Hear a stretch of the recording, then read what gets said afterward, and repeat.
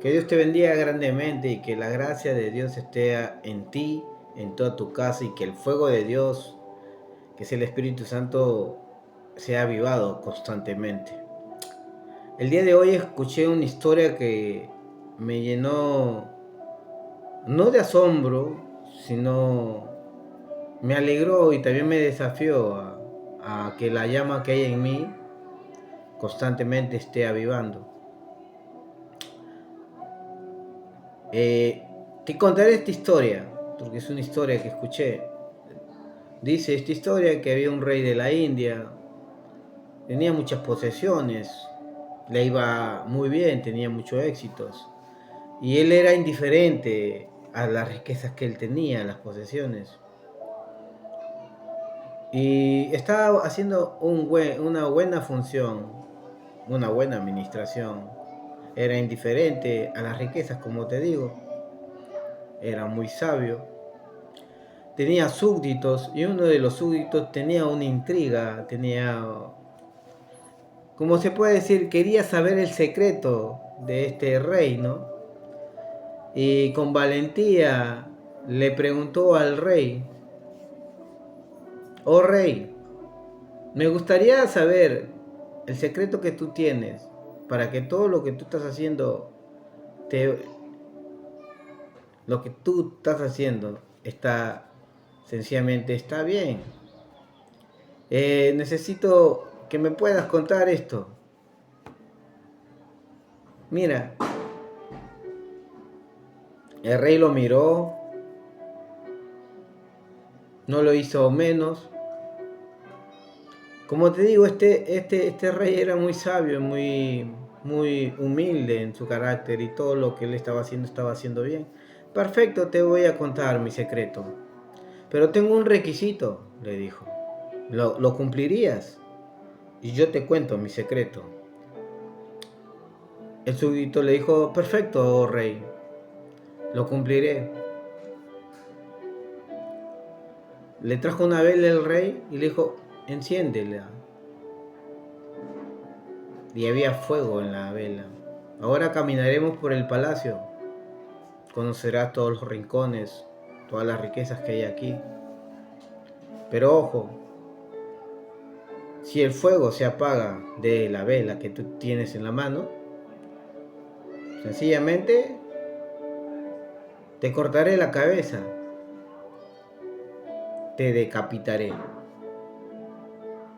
El súbdito le dijo: sí, oh rey. No se atrevió a decirle no, solo le dijo sí. El rey abrió las puertas e hizo caminar al súbdito por todos los lugares del palacio.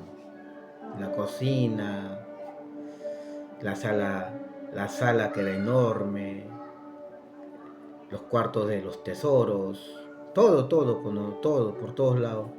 Mientras el súbdito seguía al rey. Ya cuando había acabado de conocer todo el lugar, el rey le pregunta al súbdito. Mira lo que le pregunta, y el súbdito estaba: ¿pudiste ver lo que tengo en el palacio? Y el súbdito le dijo: no, solo me preocupaba que la llama de esta vela no se pueda apagar. Es ahí donde el rey le dice: ¿por qué crees que me va bien? Porque yo procuro que la llama que tengo dentro de mi ser no se extinga. Por eso tengo éxito. Porque el día que se extinga esta llama, simplemente voy a morir. Este hombre era muy sabio y el súbdito aprendió su lección. Ahora, yendo a las cartas paulinas, en el capítulo 2, verso del 6 y 7, mira lo que te dice Pablo a Timoteo. Te aconsejo que avives el fuego que hay en ti. Porque porque el espíritu que tenemos nosotros no es un espíritu de cobardía, sino de poder, amor y dominio propio. Ese fuego que tenemos dentro de nuestro ser es el Espíritu Santo. No solamente nos purifica, es de poder, amor y dominio propio. Es increíble saber, entender que con esta historia puedes entender un gran principio. ¿Y cómo se logró que el Espíritu Santo puede estar dentro de nuestro ser? Antes que venga Jesucristo, y cuando llegaron los judíos y crearon el templo, bueno, el segundo templo, de las ruinas que ellos estaban y construyeron, se dieron con la sorpresa que las tierras estaban devastadas también. Construyeron tanto las murallas como el templo. Las murallas con Nehemías, 52 días, donde hubo muchos peligros, ataques por todos lados, algo solamente Dios lo podía hacer en tan poco tiempo, levantar las murallas. Habían empezado a armar el templo, pero como la muralla no estaba, era que el símbolo de protección de toda la ciudad, cada vez que querían hacer el templo, sencillamente venían los enemigos y atacaban y impedían armar el templo. Pero ya con Nehemías construyendo las murallas, sacando los escombros, luego Esdras terminando el templo y haciendo el primer culto, en el capítulo 8 de Nehemías lo vas a poder encontrar, de cómo Esdras, que era de la línea sacerdotal, empieza a leer lo que era la ley, la Torá, las escrituras de aquel entonces, y cómo el pueblo, en medio de su exilio, de cómo Dios los trajo, promesa tras promesas, los cultos se empezaron a hacer ya constantemente, el pueblo era libre, pero sencillamente estaba devastado. Ellos vivían recuerda que ellos vivían de la cosecha, de lo agrícola, de criar animales. Era su forma de vivir y también comercializar, ¿no? Y había una serie de sucesos también naturales que estaba devastado sencillamente, y había langosta, había mucha infinidad, muchas cosas, y estaban tristes, acongojados. Dios levanta profetas, y uno de esos profetas que es levantado después del exilio, después de levantar el templo y ver tantas cosas, seguramente el espíritu afligido que ellos tenían, seguramente uno que otro, el estrés, la tensión, que no eran conocidos, pero sí los sentimientos, da una promesa por parte de Joel.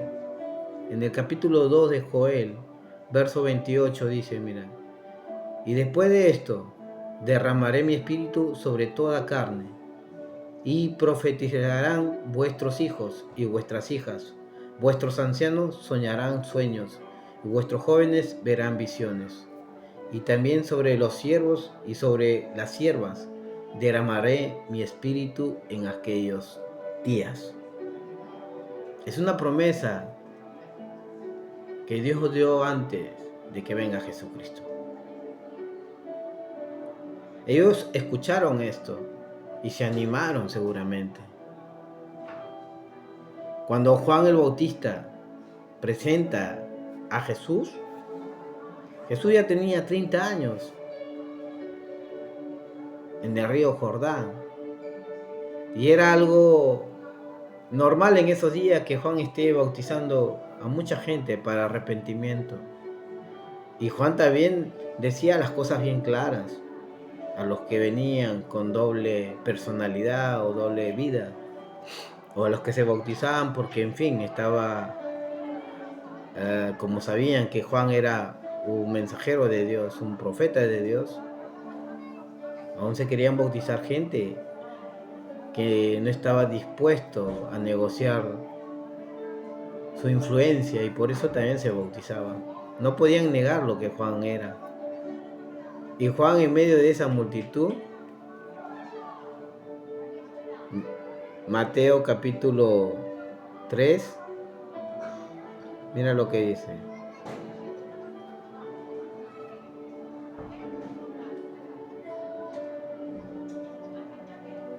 Mateo capítulo 3.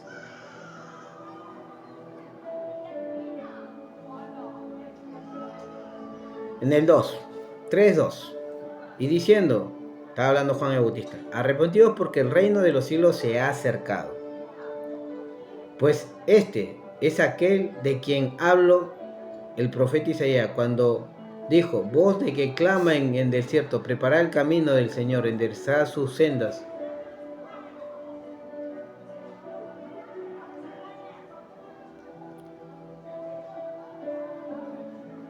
Juan el Bautista hablaba de Jesucristo,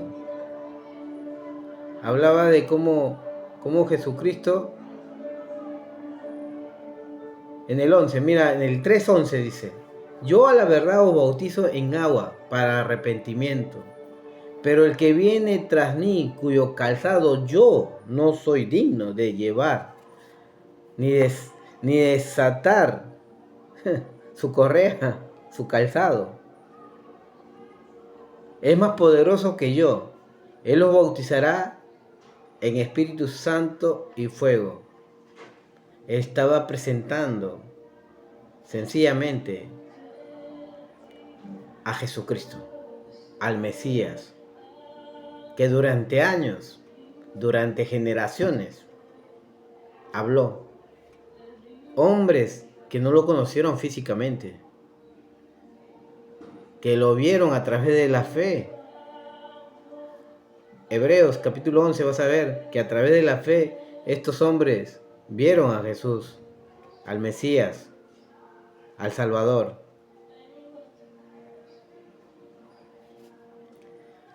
Yo te puedo decir sencillamente que Jesús vino a morir por nosotros, caminó con nosotros, bueno, en la tierra caminó 30 años sin ser conocido por mucha gente, solo por sus parientes y algunos doctores de la ley que le hicieron algunos exámenes, porque hacían exámenes a los niños de la ley, que otro tiempo te contaré cómo era la situación o la ceremonia de ello. Pero sencillamente Jesús vino a prender esa llama, ese fuego en nosotros. Cuando Jesús muere en la cruz del Calvario, vemos que Él paga y nos compra a nosotros por precio de sangre. La justificación es llevada por Jesús. Porque tú y yo simplemente merecíamos y merecemos ir al infierno. Pero Jesús pagó el precio para que tengamos una vida eterna. Y sencillamente Él murió ahí en la cruz del Calvario y resucitó. El domingo de resurrección lo llamamos. Luego caminó 40 días, donde seguía enseñando, donde animaba a los apóstoles que estaban desanimados. Hubo apariciones, 13 apariciones escritas en la Biblia, seguramente ha habido más. Sencillamente, ¿qué podemos decir nosotros estas cosas? Que sencillamente podemos decir que Jesucristo hizo todas estas cosas en una forma, porque Él lo hizo en orden. O sea, Él sabía que nosotros íbamos a fallar. Y había una promesa que se tenía que dar. Había una promesa que tenía que darse. La promesa de Joel, o de Joel, como lo quieras llamar, que había sido dado no para esa generación, que Joel había visto que estaban abatidos, deprimidos por todo lo que estaba aconteciendo, sino por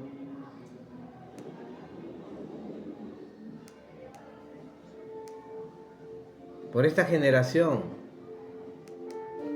que se habla de los postreros tiempos.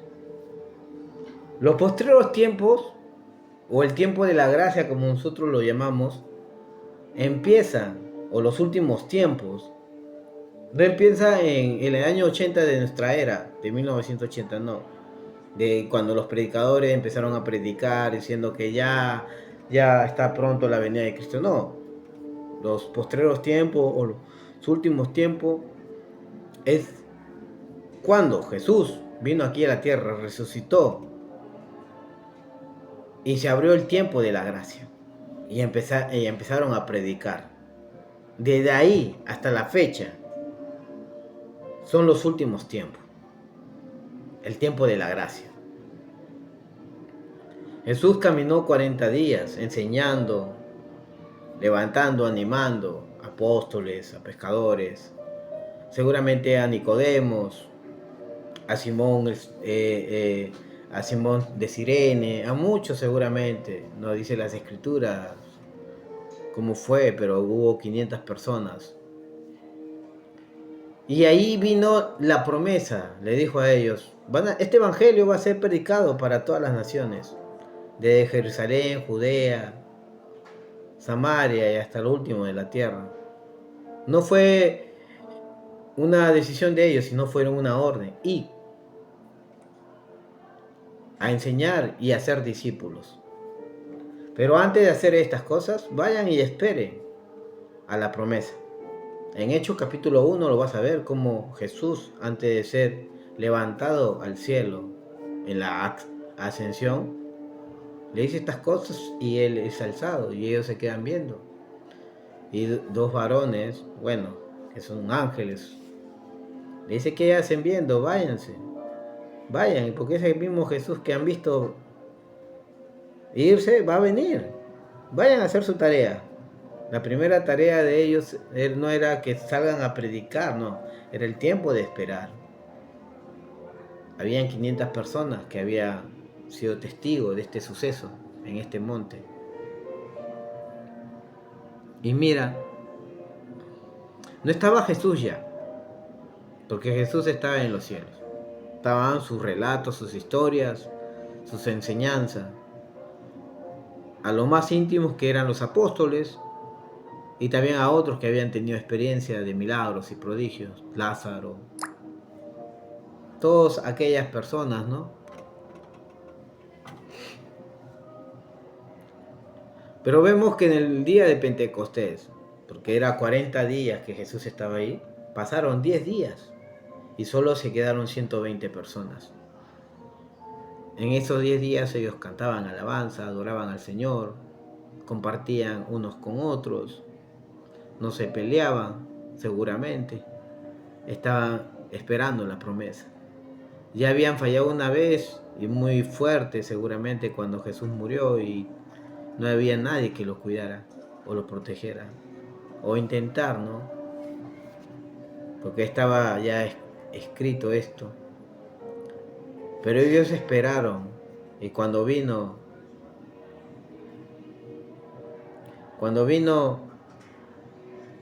mira, Hechos capítulo 2, verso 1 voy a leer.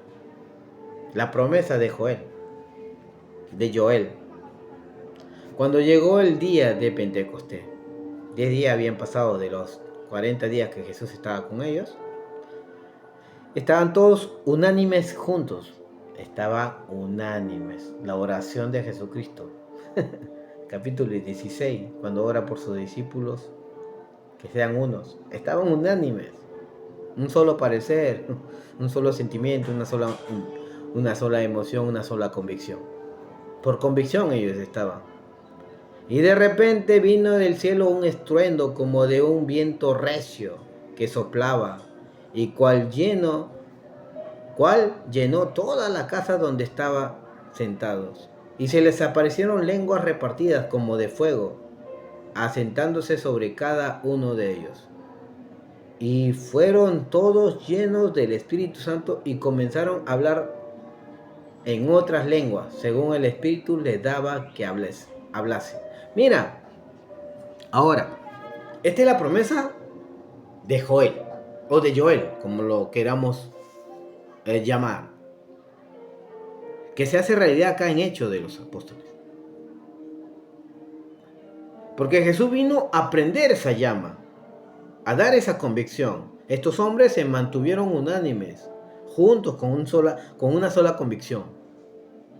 Seguramente en muchas alabanzas, muchos de ellos no habrán sentido al Espíritu de Dios porque no estaba todavía. No estaba todavía. Jesús había sido ascendido y habían 10 días. Y por convicción ellos tenían que seguir cantando, seguir leyendo las escrituras. Bueno, no manejaban así como tú y yo podemos tener la Biblia y abrir. No, ellos eran iletrados. Los únicos que podían tener un libro, y los libros lo tenían en las sinagogas, en el templo, no tenían acceso a leer las escrituras. El único que tenía era Nicodemo. Pero él no podía sacar las escrituras de la sinagoga o del templo y llevarlos al aposento alto, sencillamente. ¿Qué hacían ellos? Empezaban a contar los relatos de Jesús, las enseñanzas de Jesús, cantar cánticos, compartir el pan, compartir todo esto. Y muchas de las personas se desanimaron, de los 500. No se dice cuán grande era ese lugar, pero había 120 que estaban ahí unánimes. No solamente con la esperanza, sino con la convicción de que Dios había prometido a través de los labios de Jesús la promesa. Ellos esperaron. Y cuando prendió la llama, las cosas cambiaron. Las cosas cambiaron cuando prendió la llama dentro del ser de uno. No se podía explicar. El velo del templo se había roto ya unos 43 días atrás. Pero ahora se entendía que el Espíritu Santo estaba aquí, dentro de nuestro ser. Es lo que le dice Pablo a Timoteo: te aconsejo que avives el fuego que hay en ti. El fuego que tenemos es el Espíritu. Y ese Espíritu no es de cobardía, sino de poder, de amor y de dominio propio. Recuerda la historia que empecé, de cómo este hombre ya no vio lo material, las riquezas del palacio, sino estaba preocupado que no se apague la vela, porque sencillamente su vida dependía de eso. ¿Cuántos de nosotros cuidamos sencillamente que la llama que está en nosotros, que es el Espíritu Santo, no se pueda apagar? ¿Cuántos? Apocalipsis te va a revelar que hay 7 iglesias. Y va a decir, muchas de las iglesias, solamente una se salvó. Y esa estaba pasando persecuciones y estaban dando testimonio, que la iglesia de Esmirna. Los demás tenían algo y tengo algo contra ti. Que has pagado, que has apagado tu primer amor, que andas en doctrinas extrañas. O sea, a las 7 iglesias de Asia se le llama la atención por algo. Y a una que estaba totalmente muerta. Tiene nombre que vive, pero realmente está muerta. Ahora, tú te has puesto a pensar, amigo, amiga, hermano, hermana, que escuchas ahí o que ves bajo la lupa de la verdad, que es la Biblia. ¿Te preocupas en poder avivar ese fuego que hay en nosotros? Al Espíritu Santo está dentro de nuestro ser. Ya no está en templos hechos por manos de hombre. Está aquí en nuestro ser. El que pagó el precio de esto fue Jesucristo a través de su muerte. El que dio esta promesa cumplida fue Jesucristo cuando murió por nosotros. Y el Espíritu Santo está dentro de nosotros. ¿Cómo podemos avivar esta llama en nosotros? Mira, vino como viento recio. Como viento recio, dice. Los que han hecho fogata. Bueno, acá lo llaman fogones, ¿no? Allá le llaman fogata, ya en campamentos que teníamos allá en el Perú. Nos íbamos a lugares alejados y había un lugar donde podíamos hacer fogata.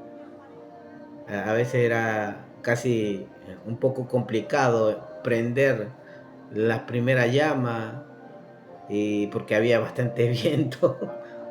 Pero ya cuando se prendía la llama y estaba ya bien avivada el fuego, bien avivado el fuego, venía ese viento y sencillamente se avivaba más, brindaba más calor, más protección, poníamos algunos le ponían malvadiscos, otros le ponían hot dog al fuego, contábamos historias. En estos campamentos hablábamos sobre la vida en Dios. Ahora tú, yo, ¿cuántos de nosotros avivamos la llama que hay en nosotros, que es el Espíritu Santo? A través de las historias que están en la Biblia. Recuerda siempre esto. La Biblia ha sido escrito, claro, por 40 hombres, pero inspirados por Dios. Reyes, pescadores, el doctor Lucas, esclavos. Dios no tiene condición social. Si uno decide tener la vida en Dios, sencillamente esta llama va a estar en ti. Tú que estás escuchando, si has rendido tu vida a Cristo, estás muy bien, pero procura que la llama no se apague en ti. Y tú, amigo o amiga, que de repente por simple curiosidad abriste esta pequeña enseñanza, sencillamente ven a Cristo. ¿Cómo se enciende la llama en tu ser y el Espíritu Santo viene en ti? La Biblia dice en Juan, capítulo 1, en el Evangelio de San Juan, capítulo 1, 12, mas a todos los que creyeron y a todos los que le recibieron, le dio potestad de ser hechos hijos de Dios. El Espíritu Santo viene sobre ti porque no es una emoción, sino es una convicción. Con la boca se confiesa para salvación, pero en el corazón se cree para justicia. Lo dice Romanos capítulo 10, versos 9 y 10. Ven a Cristo, es el tiempo, es el momento. Si estás simplemente alejado de Cristo, ven, vuelve a activar, a encender esa llama en ti. El Espíritu Santo es el que hace la obra en nosotros. Y te animo a que sigas adelante, a que siempre avives la llama que hay en ti, pase lo que pase, suceda lo que suceda. Recuerda, este rey tenía de todo, riquezas, todo tenía, pero sencillamente él no le daba tanta importancia, aunque hacía cosas para ayudar al pueblo. Y si alguien le pedía consejo, él le enseñaba a través de estas historias, ¿no? Porque déjame decirte que tu vida está en peligro. Así como este súbdito decía, no me fijé nada, procuré que la llama no se apague porque de eso dependía mi vida. También de eso depende nuestra vida, que la llama de Dios no se apague. Hay una historia en la Biblia de las 10 vírgenes. Esas 10 vírgenes que esperaban al esposo habían salido con sus lámparas prendidas y encendidas, ese fuego ahí, ¿no? De noche, donde la oscuridad en aquella época no había focos o lumbreras como hoy en día lo tenemos, y la oscuridad era la oscuridad, era muy oscuro, muchos peligros. Estaban encendidos y se demoraban. y sencillamente el esposo llega en la noche, justo cuando 5 de estas vírgenes se le apagó la llama. Se fueron a buscar el aceite y cuando vinieron el esposo ya había venido y se había ido con las 5 vírgenes. Ellas perdieron porque se le apagó la llama. Y las que se fueron con el esposo sencillamente ingresaron, se salvaron. De ti depende, en verdad que sí, si se apaga la llama que te da la vida, que es el Espíritu Santo. Este mensaje se llama: no dejes que tu llama se apague. Hay muchas enseñanzas en la palabra de Dios. Y en esas enseñanzas Dios nos enfoca siempre que estemos despiertos, velando, cuidando, avivando la llama que hay en nosotros. Porque nuestra alma depende de esto. Nuestra alma depende de esto. Jesucristo hizo todo lo que Él pudo hacer por nosotros. Nos salvó, nos rescató, nos brindó la promesa del Espíritu Santo que esté dentro de nuestro ser. De nosotros depende seguir encendiendo esta llama, avivando esta llama constantemente. Porque si no es así, sencillamente vamos a enfriarnos, vamos a morir. Vamos a morir. De ti depende. Haz tu devocional diario, busca las escrituras. Ahora ya no hay excusa de que si sabes leer o no. Busca Biblias, se leen solas, ya sea en un celular, móvil como lo llaman, una laptop, una tablet, una televisor inteligente. Escucha la palabra de Dios o léela. Busca enseñanza a través de historias, como te conté el día de hoy. Básate a las escrituras también, porque si no está basada en las escrituras, sencillamente es algo que no va a avivar el fuego que hay en ti. Ora constantemente, a tiempo y fuera de tiempo, porque los días son malos, como lo dice Pablo.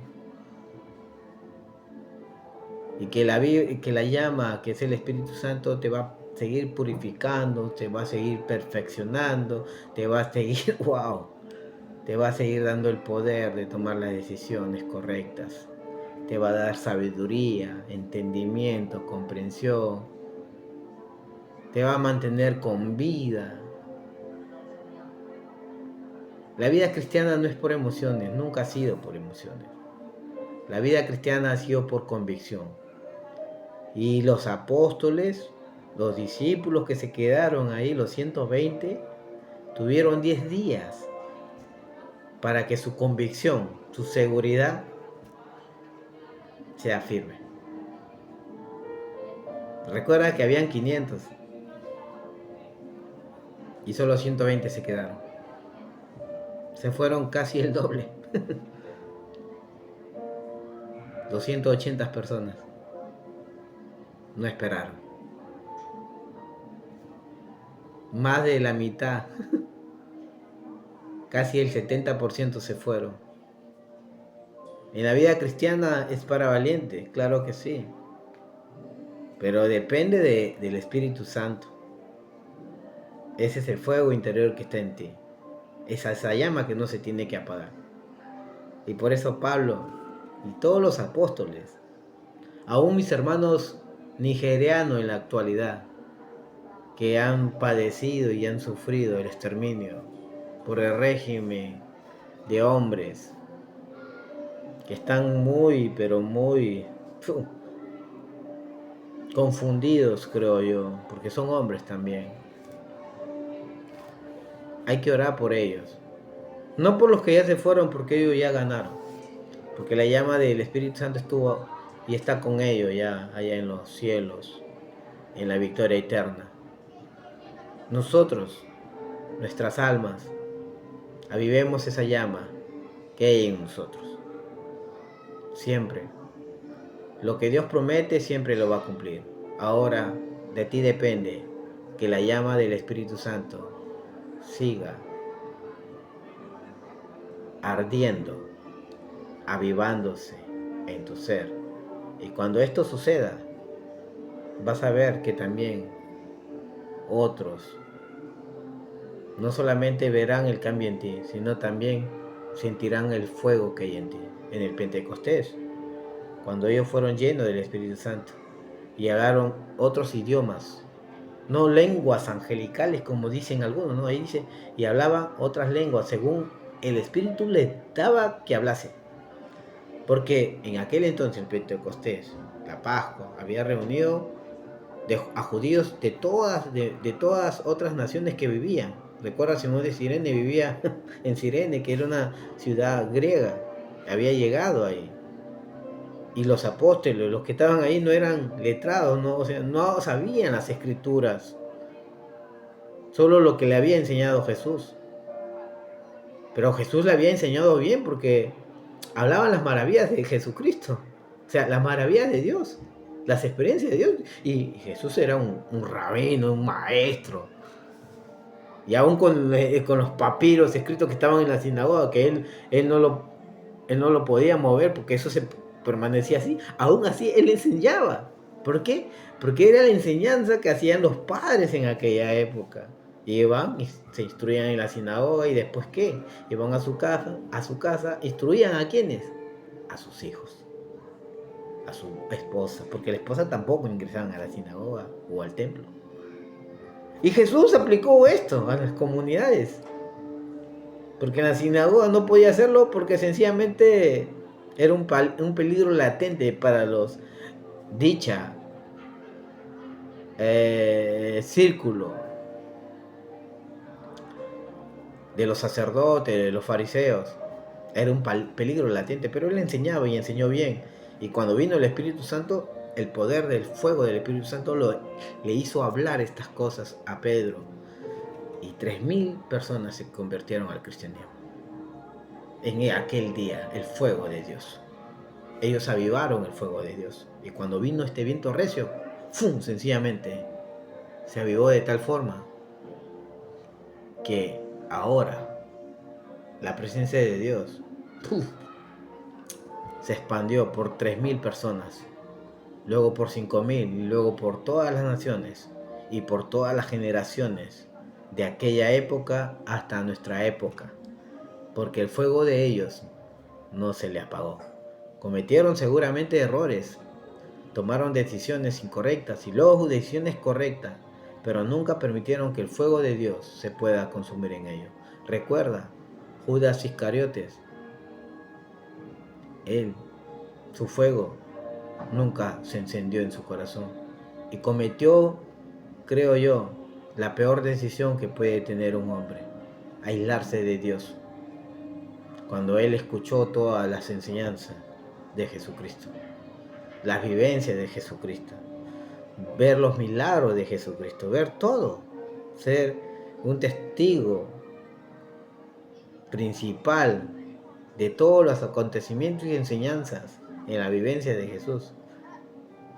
Pablo, el apóstol Pablo, se instruyó y estaba equivocado hasta que en el camino de Damasco Jesucristo se le acerca y prende esta llama en él. Por eso en Romanos dice: ay de mí si no predico el evangelio. ¿Por qué? El fuego de Dios estaba ardiendo en él, en él, en él, y la presencia de Dios ardía en él, y él seguía. Más de 30 años predicó del evangelio, habló del evangelio, tuvo muchos discípulos, igual Timoteo, en Pedro. Wow, es increíble. La llama en ellos no se apagó, el Espíritu Santo no se apagó, y ahora tú no permitas que se apague la llama en ti. Todo este tema No permitas que la llama se apague en ti. Esa llama es el Espíritu Santo. No permitas. Y todo esto has podido escuchar, oír, bajo la lupa de la verdad. Y bajo la lupa de la verdad, y la lupa es la Biblia, es las Escrituras. Que Dios te bendiga, amigo, amiga, hermano en Cristo. Que Dios te bendiga y que la presencia de Dios more en tu corazón, en tu alma y en tu ser. Recuerda, no permitas que la llama del Espíritu Santo se apague en ti. Nos vemos. Muchas bendiciones y muchos abrazos.